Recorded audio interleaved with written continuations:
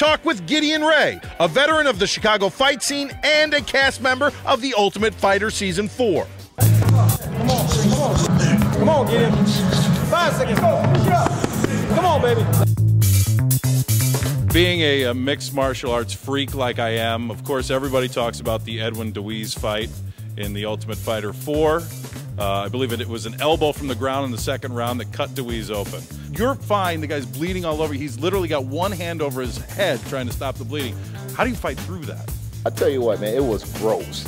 Okay, all the blood coming out of his head like a faucet. If you watch that initial spurt, yeah, you know, that squirt right in the face. I had this blood in my mouth. It was in my eyes, my ears. I swallowed some of it. It was warm. It was sticky. You've been all around, fought in small shows, fought in the UFC.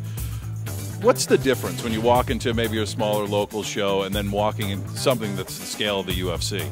I tell you what, you know, depending on who you are and where you are with the local shows, you know, it's kind of like, you know, fighting in your backyard. Sometimes you're a little bit more comfortable with most people, but for some reason I think that I'm more comfortable fighting at the larger venues.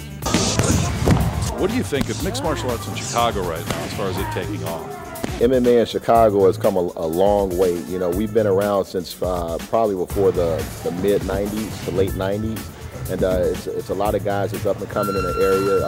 I think the Midwest is doing pretty good. I think for a long time the Midwest was one of the most underrated sections of the U.S. You know, because a lot of the fighters were coming from the West Coast, and then you had a couple here and there on the East Coast. But I think that the Midwest is coming up big. We got a lot of good guys that's out there and that's doing some things. Come on, Gideon. Come on, baby.